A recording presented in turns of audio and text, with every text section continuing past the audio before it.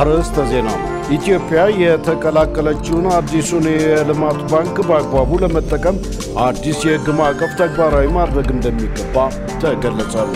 በትግራይ ክልል የሚካሄደው ምክክር የተሳካ እንዲሆን ሁሉም ባለድርሻ አካላት የበኩላቸውን ሊወጡ ይገባል ተባለም። ከውጭ ሐማስ በሕይወት ያለ የመጨረሻ አሜሪካዊ ታጋች ሊለቅ መሆኑ ተሰማ።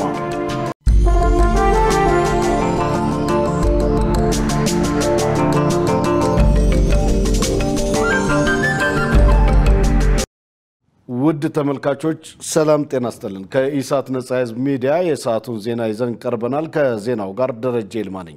ለምልክት ቋንቋው ደግሞ ዳዊት ጎሳዬ እንደዚሁ አብሮኝ ይቆያል። ወደ ቀዳሚው ዜና አልፋለሁ። የኢትዮጵያ ኢኮኖሚ ማሻሻያ እርምጃዎች የውጭ ቀጥታ ኢንቨስትመንትን ለመሳብ ምቹ ምህዳር ፈጥረዋል ተባለም። ኢትዮጵያ በወሰደቻቸው የኢኮኖሚ ማሻሻያ እርምጃዎች የውጭ ቀጥታ ኢንቨስትመንትን በመሳብና የኢኮኖሚ መዋቅራዊ ሽግግርን ለማሳካት በትክክለኛ መንገድ ላይ እንደምትገኝ የኢፌዴሪ ፕሬዝዳንት ታዬ አጽቀሥላሴ ገልጸዋል። በኢትዮጵያ ኢንቨስት ያድርጉ 25 የቢዝነስ ፎረም በአዲስ አበባ እየተካሄደ ይገኛል። የኢፌዴሪ ፕሬዝዳንት ታዬ አጽቀሥላሴ በፎረሙ መክፈቻ ላይ ባደረጉት ንግግር ኢትዮጵያ በርካታ የለውጥ እርምጃዎች እየወሰደች መሆኑን ገልጸዋል። የኢኮኖሚ ማሻሻያ እርምጃዎች እድገትን ለማስቀጠል የውጭ ቀጥታ ኢንቨስትመንትን ለመሳብና መዋቅራዊ ሽግግርን ማሳካት እንደሚያስችሉ አስረድተዋል። ይህም ኢትዮጵያ በትክክለኛ የእድገት ጎዳና ላይ እንድትገኝ አድርጓታል ያሉት ፕሬዝዳንቱ የኢትዮጵያ ኢኮኖሚ ወደፊት ዕጣ ፈንታ ብሩህ ነው ብለዋል። ለውጭ ባለሀብቶች ዝግ ሆነው የቆዩ ዘርፎችን የመክፈት ሀገራዊ ሪፎርም፣ የህግና የፖሊሲ ማሻሻያዎችና በተለያዩ ዘርፎች ኢንቨስትመንትን በመሳብ ረገድ ተጨባጭ ለውጥ ማምጣታቸውን አንስተዋል። የማበረታቻ ስርዓቶችን ባለሀብቶች ኢንቨስትመንታቸውን እንዲያስፋፉና ዘላቂነትን እንዲያረጋግጡ የሚያግዙ መሆናቸውንም ተናግረዋል። ፎረሙ ኢትዮጵያ ያላትን የኢንቨስትመንት አቅም ለማሳየት ትልቅ እድል መሆኑን ጠቅሰው የመድረኩ ተሳታፊዎችም የተሻሉ ልምዶችን እንዲለዋወጡ ጥሪ አቅርበዋል። ኢትዮጵያ የተቀላቀለችውን አዲሱን የልማት ባንክ በአግባቡ ለመጠቀም አዲስ የሕግ ማዕቀፍ ተግባራዊ ማድረግ እንደሚገባ ተገለጸ። በምጣኔ ሀብት ረገድ አባል ሀገራቱ በኢኮኖሚ አቅም ያላቸው ሀገራት በመሆናቸው ለኢትዮጵያ ትልቅ እድል እንደሚፈጥር ተገልጿል። መሳይ ገዛኸኝ ተጨማሪ አላት። የአምስት ሀገራት ጥምረት የሆነው ብሪክስ በ15ኛው ጉባኤ በደቡብ አፍሪካ ጆሃንስበርግ ባካሄደው የፈጣን አዳጊ ሀገራት ጉባኤ ኢትዮጵያን በአባልነት መቀበሉ ይታወሳል። የብሪክስ አባል ሀገራት በራስ ገንዘብ በመገበያየት ኢኮኖሚን ለመቆጣጠር ያለሙ እንዲሁም ይህንን ሊያገዝ የሚችል የልማት ባንክ አቋቁመዋል። ኢትዮጵያም የዚሁ ባንክ አባል እንድትሆን በቅርቡ ፍቃድ አግኝታለች። አዲሱን የልማት ባንክ እንድትቀላቀል ከአባል ሀገራቱ ፍቃድ ማግኘቷን ተከትሎ ለሀገሪቱ ምን አይነት ጥቅም ይዞ ይመጣል ሲል ኢሳት የምጣኔ ሀብት ባለሙያ የሆኑትን መሐመድ ጋዳፊን አነጋግሯል። ከዶላር ተጽዕኖ መላቀቅ ራሱ ለኛ ብቻ ሳይሆን እንግዲህ በፊት ምዕራባውያን ነበር ለምስራቁ ደግሞ ንፍቀ ክበብ ጀምሮ ከፍተኛ ተጽዕኖ እያሳደረ ነው ያለው። አሁን ከዛ የመላቀቅ ልክ እንደሌላው ሀገር ጠቀሜታ አለው። እንደገና ማስፈራሪያም ይሆናል። እንግዲህ ያም ሊላላ ይችላል። አንዳንድ ነገሮች የሚጠብቁት እንግዲህ የብሪክስ ባንክ ስላለ እኛ ብለው እነዛም ፖሊሲያቸውን ሊያስተካክሉ ይችላሉ። አንድ ተቃራኒ ሲኖር ይሄ በዓለም ደረጃ የሚያመጣው ለውጥ ነው። የብሪክስ አባል ሀገራት በተለያየ ዘርፍ ጠንካራ ባንክ መመስረታቸው ለኢትዮጵያ ከአይኤምኤፍ እና ወርልድ ባንክ እንድትላቀቅና አማራጭ የካፒታል ምንጭ ሊሆናት እንደሚችል የገለጹት ሌላኛው የምጣኔ ሀብት ባለሙያ ዶክተር ቆስጠንጢኖስ በራያ ተስፋ ናቸው።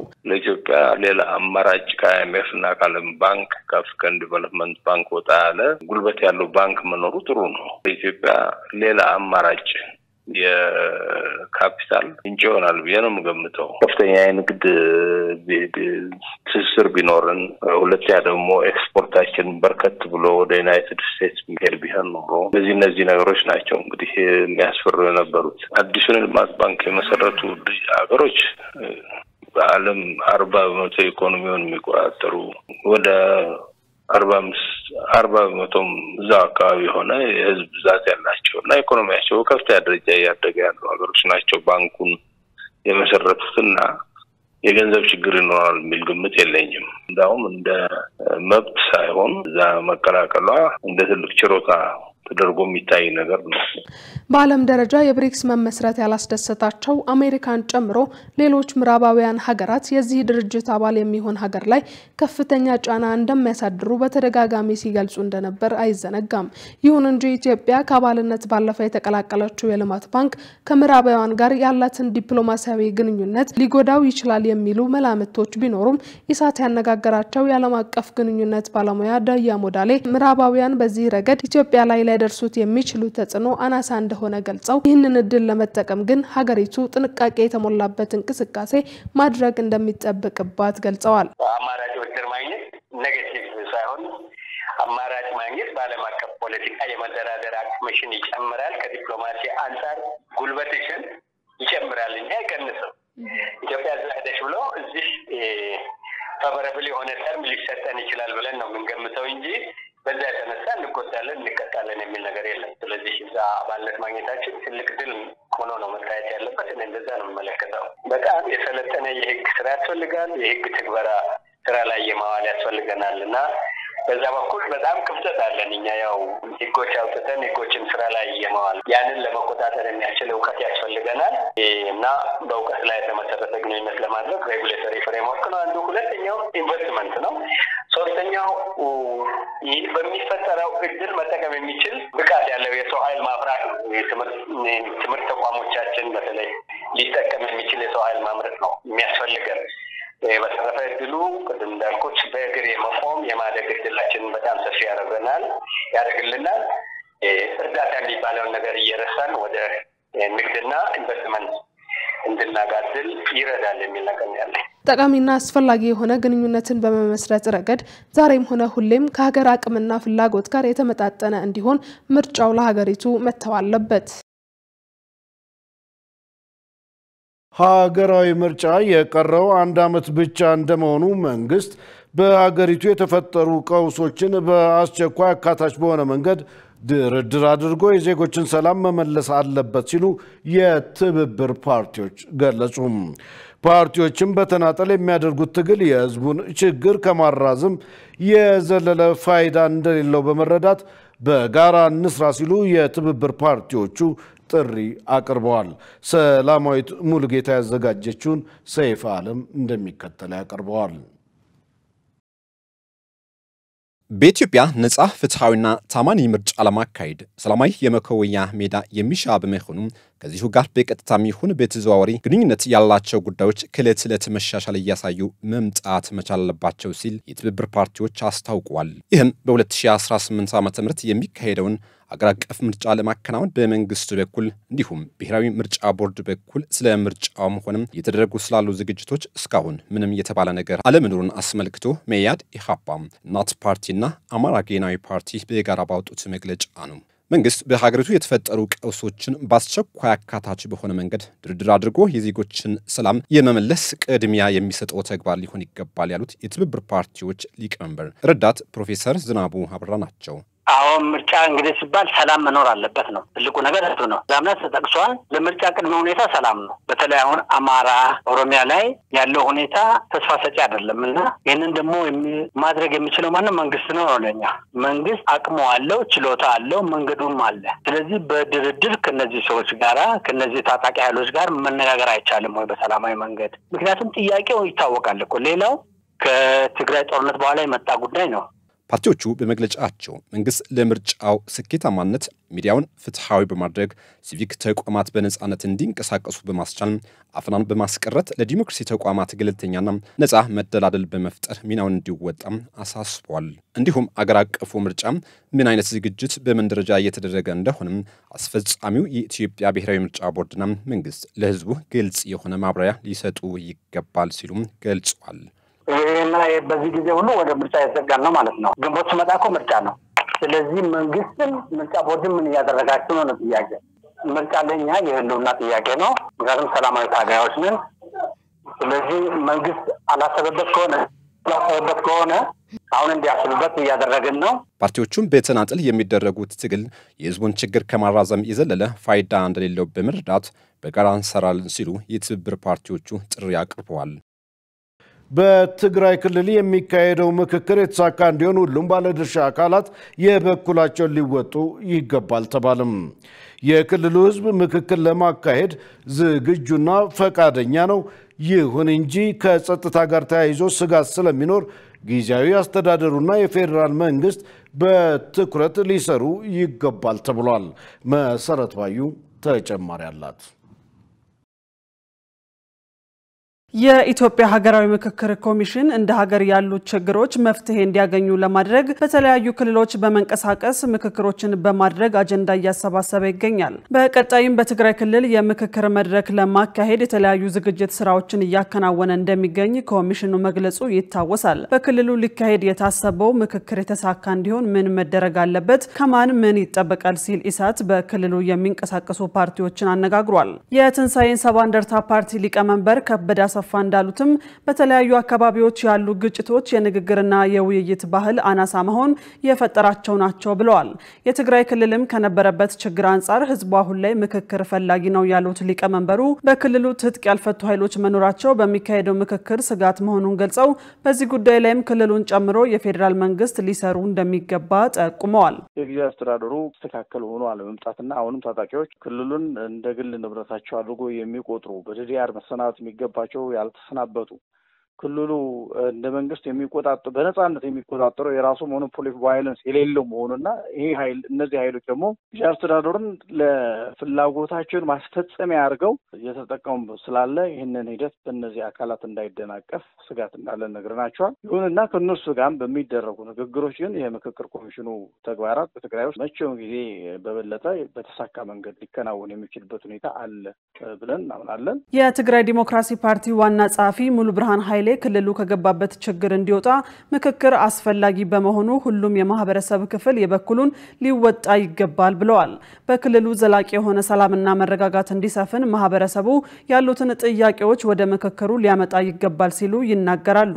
የትግራይ ህዝብ ዘርፎ ብዙ ከሆነ ችግር ውስጥ ነው ያለው። በተለይ ከጦርነቱ ጋር ተያይዞ በርካታ ችግሮች ነው ያሉ። ህዝቡ አሁን በትልቅ ችግር ውስጥ እያለፈ ነው ያለና ከዛ ከገባበት ችግር የሚያወጡት በዋናነት እኛም እንደ ፓርቲ ምናምነው ይሄ ምክክር በጣም የተሳካ እንዲሆን ሁሉንም የድርሻው እንዲወጣ በትኩረት ይሄን ጉዳይ እንዲያዩ ይሄን የሰላም የምክክር ሂደት የተሳካ ግቡ እንዲመታ እንዲሳካ የበኩላቸውን እንዲወጡ ነው ጥሪያችን የምናስተላልፈው። የኢትዮጵያ ሀገራዊ ምክክር ኮሚሽን ቃል አቀባይ ጥበቡ ታደሰ አካታችና አሳታፊ የሆነ ምክክር እንዲካሄድ ህወሓትን ጨምሮ ከሌሎች ተፎካካሪ ፓርቲዎች ጋር ኮሚሽኑ ውይይት እያደረገ ነው ብለዋል። በክልሉ ካሉና ተቋሚ ከሆኑ ፓርቲዎች ጋር ምክክሮች ተደርገው ነበረ። ከዚህ በተጨማሪ ከህወሓት ጋር እንደዚሁ ንግግሮች ለማድረግ እየተደረጉ ነው ያሉት። በዚህ ሳምንት ላይ በአካል በመገናኘት ተጨማሪ ውይይቶችም የሚደረጉ ይሆናል።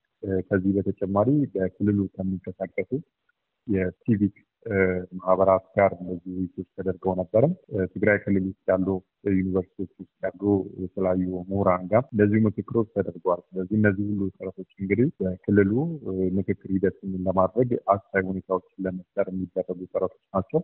በክልሉ ታጣቂ ኃይሎች ሙሉ ለሙሉ ትጥቅ አለመፍታታቸው በሚካሄደው ምክክር ላይ ተጽዕኖ ያሳድርም ወይ ለሚለው ጥያቄ ቃል አቀባዩ ተከታዩን ምላሽ ሰጥተዋል። በትግራይ ክልል ብቻ ያለ ችግር አይደለም ለማለት እነዚህ የታጠቁ ወገኖች አለመፍታታቸው ወይም ደግሞ ወደዚህ ወደ ምክክር አለመምጣታቸው በምክክር ሂደት ላይ የራሱን ጫና ወይም ደግሞ ተጽዕኖ ይፈጥራል የሚባለው ጉዳይ ትክክል።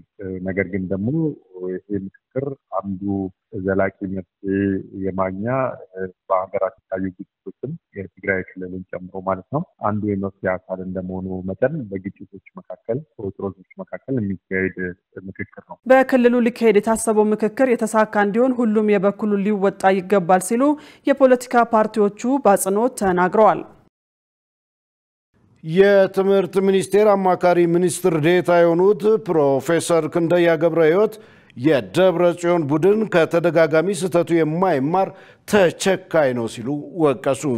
በዶክተር ደብረ ጽዮን የሚመራው አንጃው የህወሓት ቡድን በትግራይ ደቡባዊ ዞን ውስጥ አንዳች አይነት ተቀባይነት እንደሌለው የጠቀሱት ፕሮፌሰር ከንደያ ቡድኑ በዞኑ ህዝብ ያጣውን ህጋዊ ቅቡልነት በኃይል ለማግኘት ከሰሞኑ የጀመረው እንቅስቃሴ እኔ ከሞትኩ ሰርዶ አይብቀል ካለችው እንስሳ ጋር የሚመሳሰል በቀቢጸ ተስፋ የገባበት የእውር ድንብር እርምጃ ነው ሲሉ ኮንነውታል።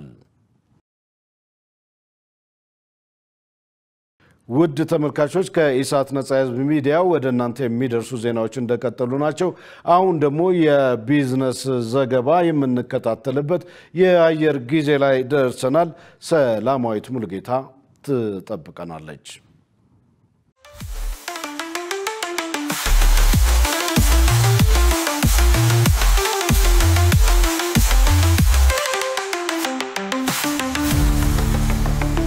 ውድ ተመልካቾቻችን ከኢሳት ነጻ የህዝብ ሚዲያ ለሰዓቱ የተመረጡ የቢዝነስ ዘገባዎች ይዘን ቀርበናል።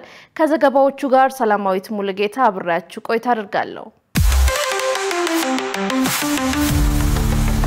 የኢትዮ ኬንያን የንግድ ስምምነት ወደ ተግባር ለማስገባት ዝግጅት እየተደረገ መሆኑ ተገለጸ። ኢትዮጵያና ኬንያ ባለፈው ወር የተፈራረሙትን የንግድ ስምምነት ወደ ተግባር ለማስገባት ዝግጅት እየተደረገ መሆኑን የንግድና ቀጠናዊ ትስስር ሚኒስቴር ገልጿል። ስምምነቱ በድንበር አካባቢ የሚገኙ ዜጎች ከመሃል ሀገር በቀላሉ ማግኘት የማይችሏቸውን ምርቶች በጠረፍ ንግድ እንዲያገኙ ለማስቻል ያለመ መሆኑን የንግድና ቀጠናዊ ትስስር ሚኒስቴር የኮሙኒኬሽን ጉዳዮች ዳይሬክተር ወንድሙ ፍላቴ ለፋና ዲጂታል ገልጸዋል። በስምምነቱ መሰረት የጠረፍ ንግዱ ከኢትዮጵያ ድንበር በ50 ኪሎ ሜትር እንዲሁም ከኬንያ ድንበር በ100 ኪሎ ሜትር ርቀት ውስጥ ያሉ አካባቢዎችን ይሸፍናል። በጠረፍ አካባቢ ንግዱ የሚቀርቡ ምርቶችን በተመለከተ ከቁም እንስሳትና የእንስሳት ተዋጽኦ፣ አትክልትና ፍራፍሬ፣ አዝዕርት፣ የምግብ ዘይት፣ መጠጦች፣ ቆዳና የቆዳ ውጤቶች፣ አልባሳትና ጫማዎች፣ የቤት መገልገያና የመዋቢያ ቁሳቁሶች ውጪ ሌሎች ምርቶችን መገበያየት እንደማይቻል ዳይሬክተሩ አስረድተዋል። አቶ ወንድሙ የንግድ ስምምነቱን ወደ ትግበራ ለማስገባት የጠረፍ ንግድ አሰራር መመሪያን ከማዘጋጀት ጀምሮ የንግድ ፍቃድ መስጠትን የመሳሰሉ የቅድመ ዝግጅት ስራዎች እየተከናወኑ መሆናቸውን ነው የተናገሩት። የኢትዮጵያ የውጭ ንግድ እንዲሳለጥ ምርቶች ከህግ አግባብ ውጪ ከሀገር እንዳይወጡ የጠረፍ አካባቢ ማህበረሰብ የበኩላቸውን ድርሻ እንዲወጡም ጥሪ አቅርበዋል። ኮሪያ ሪፐብሊክና ኢትዮጵያ በንግድና ኢንቨስትመንት ዘርፍ ያላቸውን ጠንካራ ትብብር የበለጠ ለማጎልበት ትኩረት መስጠቱን በኢትዮጵያ የኮሪያ ሪፐብሊክ አምባሳደር ጁንግ ካንግ ገልጸዋል። የኮሪያ ሪፐብሊክና የኢትዮጵያ ግንኙነት ከዲፕሎማሲያዊ ግንኙነት ባለፈ መስዋዕትነት የተከፈለበትና በደም የተገመደ ጭምር ነው። በዚህም የኮሪያ ሪፐብሊክና የኢትዮጵያ ግንኙነት 74 ዓመታትን አስቆጥሮ ዛሬ ላይ የደረሰ ሲሆን በጦርነቱ ኢትዮጵያ የነበራት ተሳትፎ ኮሪያ ሪፐብሊክ አሁን ላይ ለተጎናጸፈችው ነጻነት ትልቅ ሚና ተጫውቷል።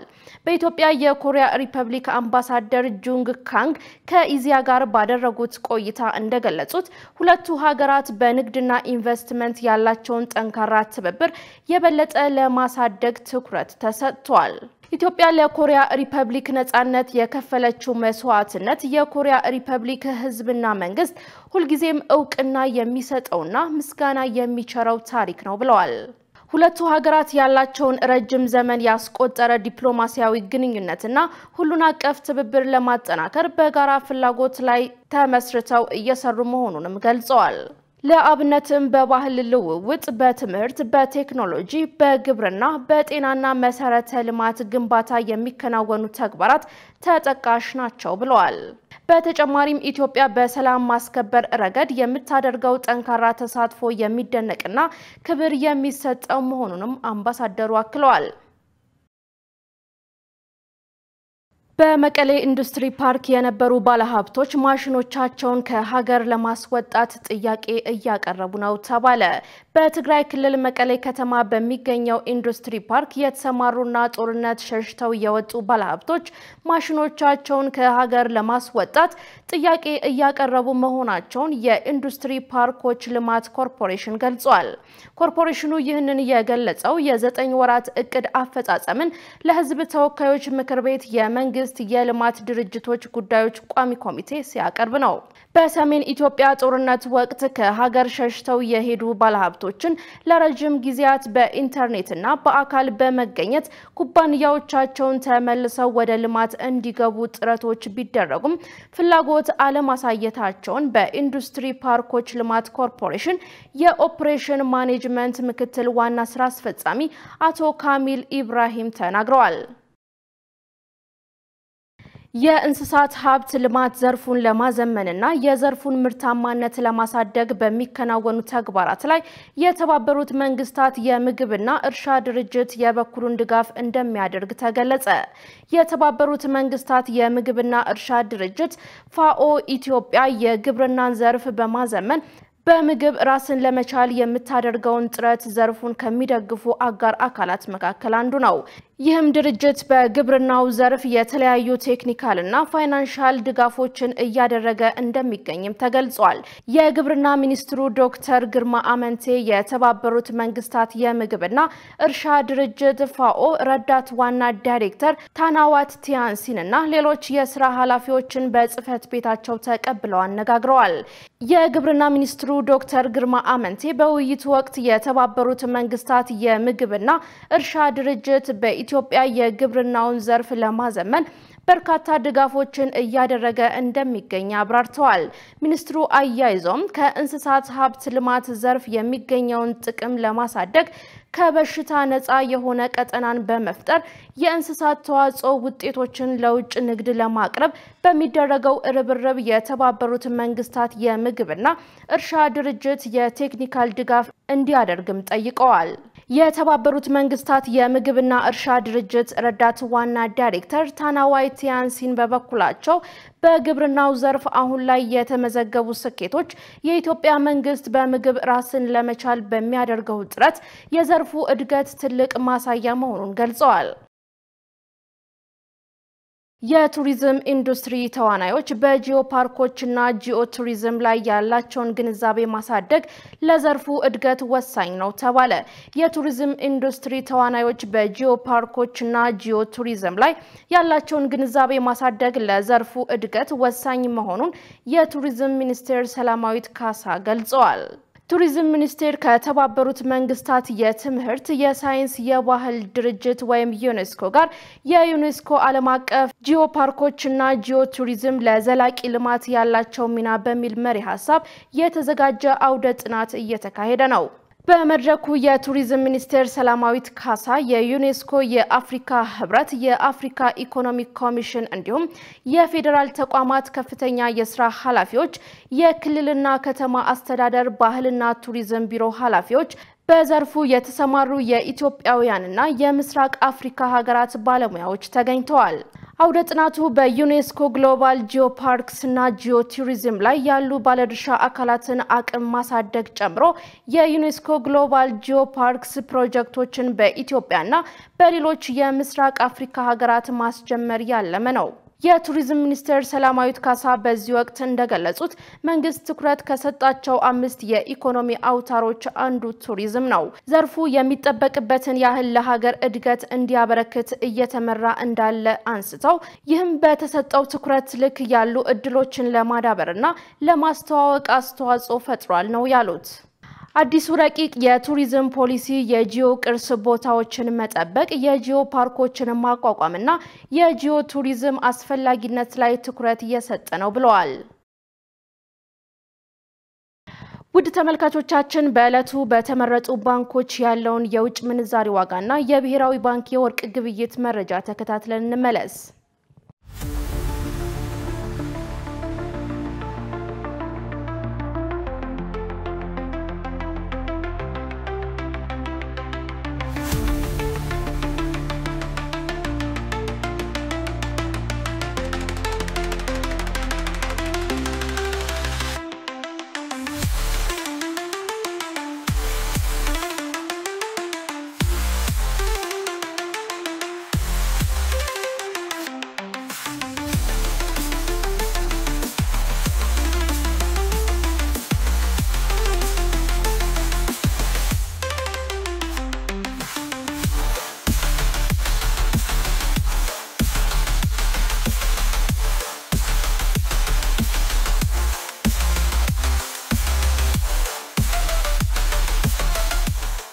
ውድ ተመልካቾቻችን ለሰዓቱ የያዝናቸው የቢዝነስ ዘገባዎች ተጠናቀዋል። አሁን ደግሞ ወደ ዋናው ዜና እንመለስ።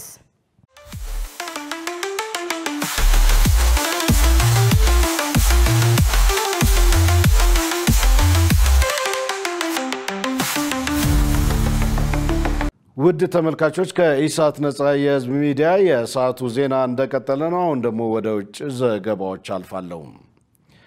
ሐማስ በህይወት ያለ የመጨረሻ አሜሪካዊ ታጋች ሊለቅ መሆኑ ተሰማ። ሐማስ ይህንን የሚያደርገው የተኩስ አቁም ስምምነቱ ንግግር እንዲጀመር መሆኑም ተገልጿል። ሸሪፍ ኢማም ዝርዝር አለው። ሐማስ ሁለት እንደገለጸ የመጨረሻው በህይወት ያለ አሜሪካዊ ታጋች ኤደን አሌክሳንደር በቅርቡ እንደሚለቀቅ አስታውቋል። ይህም የተኩስ አቁም ስምምነት ለማድረግና እስራኤል የሰብአዊ እርዳታ እንዳይገባ የዘጋቸውን መተላለፊያ በመክፈት እርዳታ እንዲገባ ለማድረግ ያለመ ነው። ሁለት የሐማስ ባለስልጣናት ለአሶሺየትድ ፕሬስ እንደነገሩት አሌክሳንደር በቀጣይ 48 ሰዓታት ይለቀቃል ብለዋል። የአሜሪካው ፕሬዝዳንት ዶናልድ ትራምፕ ልዩ መልእክተኛ ስቲቭ ዊትኮፍ ሁለት ለአሶሺየትድ ፕሬስ ባስተላለፉት መልእክት ሐማስ አሌክሳንደርን ለመልቀቅ መስማማቱን ተናግረዋል። የታጋቹ መለቀቅ ይፋ የተደረገው እስራኤል የተኩስ አቁም ስምምነቱን በማርች ካፈረሰችና ትራምፕ በዚህ ሳምንት በመካከለኛው ምስራቅ ጉብኝት ከማድረጋቸው በፊት ነው። ይህም የእስራኤል የቅርብ አጋርና ተባባሪ የሆነች ሀገር ለ19 ወራት የቆየውን ጦርነት የተኩስ አቁም ስምምነት ለማድረግ ሂደቱን ያፋጥናል ተብሏል። በተለይ ደግሞ በጭንቀት ላይ ላሉት የታጋቾች ቤተሰቦችና የሰብአዊ እርዳታ እንዳይገባ በተከለከለ ሁኔታ ውስጥ ላሉ 2 ሚሊዮን የጋዛ ነዋሪዎች እፎይታ ይፈጥራል ተብሏል። የ21 ዓመቱ ኤደን አሌክሳንደር በህይወት ያለ የመጨረሻው አሜሪካዊ ታጋች ነው።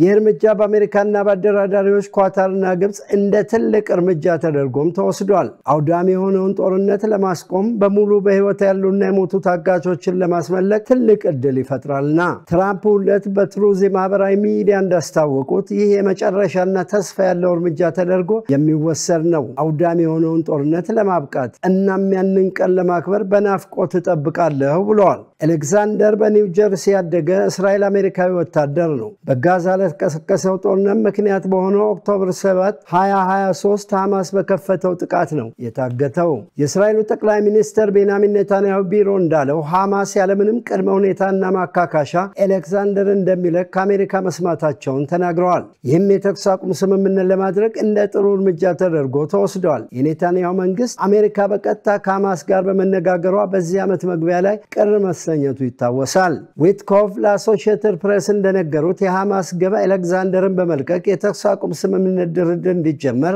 እንዲሁም ተጨማሪ ታጋቾችን በመልቀቅ የሰብአዊ እርዳታ ወደ ጋዛ እንዲገባ ማድረግ ነው። ይህ የሚሆነው ደግሞ እስራኤል ጋዛን ለመጠቅለል እያደረገች ያለው ማስፈራሪያ ከመተግበሩ በፊት ነው ብለዋል። በጋዛ የሐማስ መሪ ከሊል አልያሃ እንዳሉት ቡድናቸው ባለፉት ጥቂት ቀናት ከአሜሪካ አስተዳደር ጋር ሲነጋገር ነበር።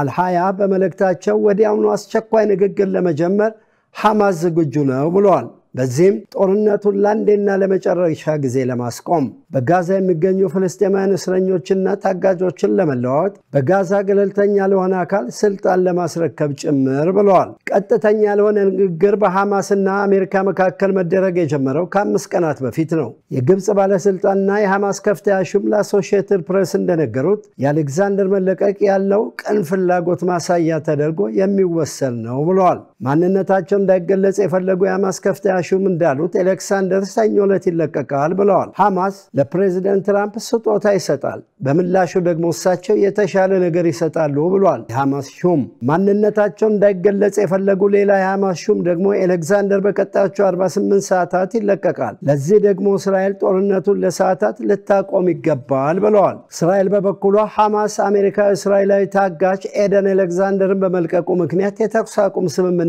አታደርግም፣ ነገር ግን ጉዳዩን ለማቀለጣጠፍ የሰላም ኮሪደር ለማበጀት ዝግጁ ናት ብለዋል። የእስራኤሉ የኤነርጂ ሚኒስትር ኢሊ ኮሄን ለማሪቭ ዜና እንደነገሩት አሜሪካ እስራኤላዊ ታጋች ኤደን አሌክሳንደር ሐማስ በቀጣይ 24 ሰዓታት ውስጥ እንደሚለቅ ተናግረዋል። ነገር ግን እስራኤል ታጋቹ ስለሚለቀቅበት ትክክለኛ ሰዓት መረጃ እንደሌላትም ገልጸዋል። ዜናውን ስናዘጋጅ አሶሺየትድ ፕሬስ እና አልጀዚራን በመረጃ ምንጭነት ተጠቅመናል። የዩክሬኑ ፕሬዝዳንት ቮሎዲሚር ዜሌንስኪ ከቭላዲሚር ፑቲን ጋር የሰላም ውይይት ለማድረግ ኢስታንቡል እንደሚገኙ ተገለጸ። ይህ የሆነው የሩሲያው ፕሬዝዳንት ቭላዲሚር ፑቲን ሐሙስ ዕለት በኢስታንቡል ከዩክሬን ጋር ቀጥተኛ ድርድር እንዲደረግ ሐሳብ ካቀረቡ በኋላ ነው ተብሏል። ዮሐንስ ተስፋ ተጨማሪ አለው።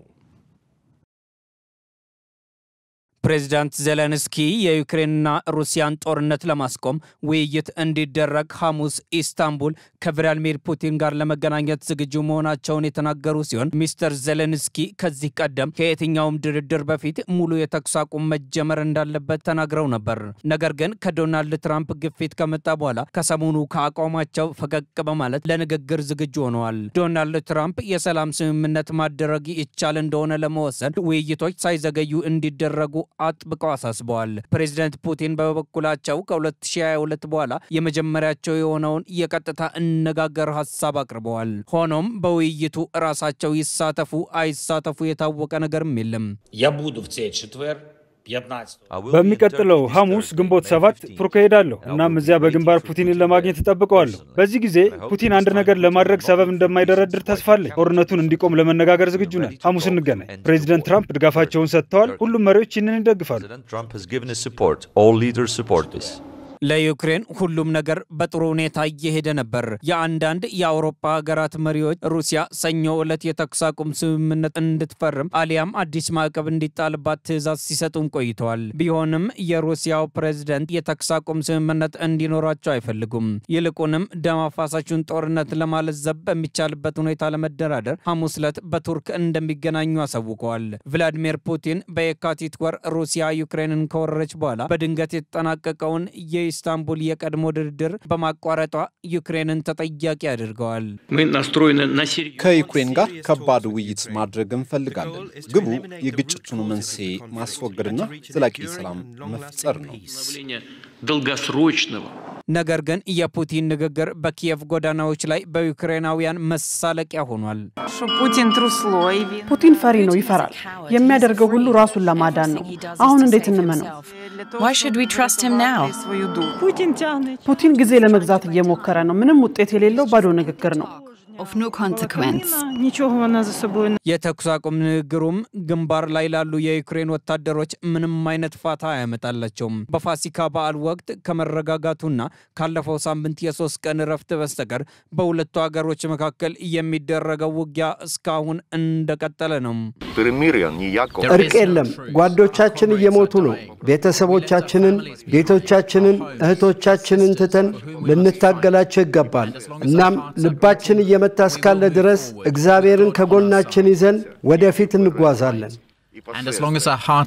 የተከበቡት ዜጎች እንደገና የሩሲያ ጥይት ያወደማቸውን ፍርስራሾች ሲያጸዱም በኢስታንቡል የታቀደው የተኩስ አቁም ንግግር ለረጅም ጊዜ ሲጠበቅ የነበረውን እምርታ እንደሚያመጣ ተስፋ በማድረግ ብቻ ነው። ዶናልድ ትራምፕ ቀደም ሲል ዜሌንስኪ ፑቲን በኢስታንቡል የተኩስ አቁም ንግግር እንዲያደርጉ ያቀረቡትን ሐሳብ እንዲቀበል አሳስበዋል። ትሩዝ በተሰኘው ማህበራዊ መድረክ ትራምፕ የዩክሬኑ መሪ ከሩሲያው ፕሬዝዳንት ጋር ለመገናኘት ወዲያውኑ መስማማት አለባቸው ሲሉም በማስጠንቀቅ ጽፈዋል። መረጃውን ስናጠናቅር ቢቢሲ፣ ዶቼ ቬለና ሌሎችን በዋቢነት ተጠቅመናል።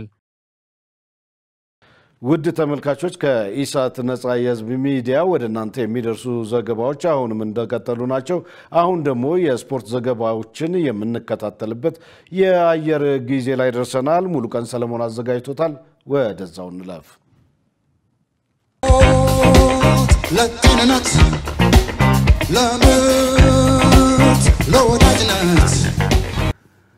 ሰላም ጤና ይስጥልን ተመልካቾቻችን። ከኢሳት ነጻ የህዝብ ሚዲያ ለሰዓቱ ያዘጋጀናቸውን ስፖርታዊ መረጃዎች ይዘን ቀርበናል። ከመረጃዎቹ ጋር ሙሉቀን ሰለሞን ነኝ። 54ኛው የኢትዮጵያ አትሌቲክስ ሻምፒዮና በኢትዮጵያ ንግድ ባንክ የበላይነት ተጠናቀቀ። ከሚያዝያ 28 እስከ ግንቦት 3 2017 ዓ.ም በኢትዮጵያ ስፖርት አካዳሚ ሲካሄድ የቆየው 54ኛው የኢትዮጵያ አትሌቲክስ ሻምፒዮና በትላንትናው ዕለት ተጠናቋል። በሻምፒዮናው ላይ 1379 አትሌቶች፣ 31 ክለቦችና ተቋማት፣ ክልሎችና ከተማ አስተዳደሮች ተሳትፈዋል። 54ኛውን የኢትዮጵያ አትሌቲክስ ሻምፒዮና በድምር ውጤት ኢትዮጵያ ንግድ ባንክ በ279 ነጥብ አንደኛ፣ መቻል በ242 ነጥብ ሁለተኛ እንዲሁም ሸገር ከተማ በ143 ነጥብ ሶስተኛ ደረጃን በመያዝ አጠናቀዋል። የ2017 የኢትዮጵያ ሴቶች ፕሪሚየር ሊግ ተጠናቀቀ። የኢትዮጵያ ንግድ ባንክ የቻምፒዮንነቱን ዋንጫና የወርቅ ሜዳሊያ፣ ሐዋሳ ከተማ የብር፣ ሲዳማ ቡና የናስ ሜዳሊያ እንዲሁም ቦሌ ክፍለ ከተማ የስፖርታዊ ጨዋነት ዋንጫ አሸናፊ በመሆን በትናንትናው ዕለት በተደረገ የመዝጊያ ስነ ስርዓት የ2017 ዓ.ም የውድድር ዘመን ፍጻሜውን አግኝቷል። በመዝጊያ ስነ ስርዓቱ ላይ ውድድሩን ያለምንም ሽንፈት በአንደኝነት ያጠናቀቀው የኢትዮጵያ ንግድ ባንክ ሴቶች ቡድን ለአምስተኛ ተከታታይ ዓመት ያሳካውን ዋንጫ በይፋ ተረክቧል። የኢትዮጵያ ንግድ ባንኳ የፊት መስመር ተጫዋች ሴናፍ ዋቁማ በ22 ግቦች የውድድሩ ኮከብ ግብ አግቢ በመሆን አጠናቃለች። በውድድር ዓመቱ የደረጃ ሰንጠረዡ መጨረሻ ላይ የተቀመጡት ሀምበርቾ ድራሜና ቂርቆስ ክፍለ ከተማ ወደ ከፍተኛ ሊጉ ሲወርዱ፣ ሸገር ከተማና ይርጋ ጨፌ ደግሞ ወደ ኢትዮጵያ ሴቶች ፕሪሚየር ሊግ ማደጋቸውን አረጋግጠዋል። የፈረንሳይ ሊግ የዓመቱ ምርጥ ተጫዋቾችን ይፋ አደረገ። በፒኤስጂ አሸናፊነት የተጠናቀቀው የፈረንሳይ ሊግ የ2024-25 የውድድር ዘመን የዓመቱ ምርጥ ተጫዋችን ይፋ አድርጓል። በዚህም መሰረት ፈረንሳዩ የፒኤስጂ የፊት መስመር ተጫዋች ኡስማን ዴምቤሌ የዓመቱ ምርጥ ተጫዋች በመባል ተመርጧል። ዴምቤሌ በውድድር ዓመቱ 21 ጎሎችን አስቆጥሮ የሊግ 1 ከፍተኛ ግብ አስቆጣሪ መሆኑ ይታወቃል። በተጨማሪም የፒኤስጂ አሰልጣኝ ሉዊስ ኤንሪኬ የፈረንሳይ ሊግ የዓመቱ ምርጥ አሰልጣኝ ተብሎ ሲመረጥ፣ ሌላኛው የፒኤስጂ የ19 ዓመቱ ተጫዋች ዲዝሩ ዶዌ የፈረንሳይ ሊግ የዓመቱ ምርጥ ወጣት ተጫዋች በመባል ተመርጧል። ከዓመቱ የሊጉ ምርጥ ተጫዋችነት በተጨማሪ ክሊያን ምባፔ በውጭ ሀገር ከሚጫወቱ ፈረንሳይ ተጫዋቾች መካከል የውድድር ዓመቱ ምርጥ ፈረንሳይ ተጫዋች በመባል ተመርጧል። በመጨረሻም ባለፉት የሳምንቱ መጨረሻ ቀናት የተደረጉ ጨዋታዎችን መነሻ በማድረግ ከፕሪሚየር ሊግ ከቡንደስሊጋና ከላሊጋ ያገኘናቸውን አንዳንድ አዳዲስ ክብረ ወሰኖች እናገራችሁ። ሊቨርፑል ሻምፒዮናነቱን ባረጋገጠበት እንግሊዝ ፕሪሚየር ሊግ ባሳለፍነው ቅዳሜ በርንማውዝን 1-0 ያሸነፈው አስቶን ቪላ የቻምፒዮንስ ሊግ ተሳታፊ ለመሆን የሚያደርገውን ጥረት አጠናክሮ መቀጠሉ ይታወቃል። በበርንማውዙ ጨዋታ ብቸኛዋን የማሸነፊያ ግብ ያስቆጠረው እንግሊዛዊ ኦሊ ዋትኪንስ ለክለቡ በፕሪሚየር ሊጉ ያስቆጠራቸውን ጎሎች ብዛት 75 በማድረስ የአስቶን ቪላ የምንጊዜም የፕሪሚየር ሊግ ከፍተኛ ግብ አስቆጣሪ መሆን ችሏል። ከዋትኪንስ በፊት ሌላኛው እንግሊዛዊ ገብርኤል አግቦላሆር በ74 ጎሎች የቡድኑ የፕሪሚየር ሊግ ከፍተኛ ግብ አስቆጣሪ እንደነበር ይታወቃል። በጀርመን ቡንደስሊጋ መርሃ ግብር የሊጉ አሸናፊ ባየር ሙኒክ ዋንጫውን ተረክቧል። ከ25 ዓመታት በኋላ ከባየር ሙኒክ ጋር የሚለያየው የ35 ዓመቱ ጀርመናዊ ቶማስ ሙለር 13 የቡንደስሊጋ ዋንጫዎችን ያሸነፈ በሊጉ ታሪክ የመጀመሪያ ተጫዋች ሆኖ ባየር ሙኒክን ይለቃል። በሌላ በኩል የቡንደስሊጋውን ኮከብ ግብ አግቢነት በ25 ጎሎች እየመራ የሚገኘው የ31 ዓመቱ እንግሊዛዊ ተጫዋች ሃሪ ኬን ከ15 ዓመታት በላይ በፕሮፌሽናል እግር ኳስ ተጫዋችነት ቢያገለግልም በእግር ኳስ ሕይወቱ የመጀመሪያውን ዋንጫ ከሙኒክ ጋር ማሸነፍ ችሏል። በስፔን ላሊጋ ሲጠበቅ የነበረው የኤል ክላሲኮ ጨዋታ በካታሎኑ ክለብ ባርሴሎና የ4-3 አሸናፊነት ቢጠናቀቅም ሶስቱንም የማድሪድ ግቦች ያስቆጠረው ክሊያን ምባፔ በሪያል ማድሪድ ቤት የመጀመሪያ ዓመት ቆይታ ብዙ ጎል የማስቆጠር ሪከርዱን በ39 ግቦች አሻሽሏል። ቺሊያዊው ኢቫን ዛሞራኖ በ1992-93 የውድድር ዘመን ማድሪድን በተቀላቀለ የመጀመሪያ ዓመቱ በ45 ጨዋታዎች ያስቆጠራቸው 37 ጎሎች ለ32 ዓመታት ያህል የሪያል ማድሪድ ክብረ ወሰን ሆነው ቆይተዋል። ተመልካቾቻችን ከኢሳት ነጻ የህዝብ ሚዲያ ለሰዓቱ ያዘጋጀናቸው ስፖርታዊ መረጃዎቻችን የተከታተሏቸውን ይመስሉ ነበር። ከመረጃዎቹ ጋር ሙሉቀን ሰለሞን አብሬያችሁ ቆየው። መልካም ጊዜ ይሁንላችሁ። ለጤንነት ለምርት ለወዳጅነት ውድ ተመልካቾች ከኢሳት ነጻ የህዝብ ሚዲያ ለሰዓቱ ያዝነው ዜና እስካሁን ነበር። ከዜናው ጋር ደረጀ ይልማ አብሬያችሁ ቆይቻለሁ። ለምልክት ቋንቋውም እንዲሁ ዳዊት ጎሳኤ አብሮኝ ቆይቷል። ከቀሪ የኢሳት ዝግጅቶች ጋር ሰናይ ጊዜ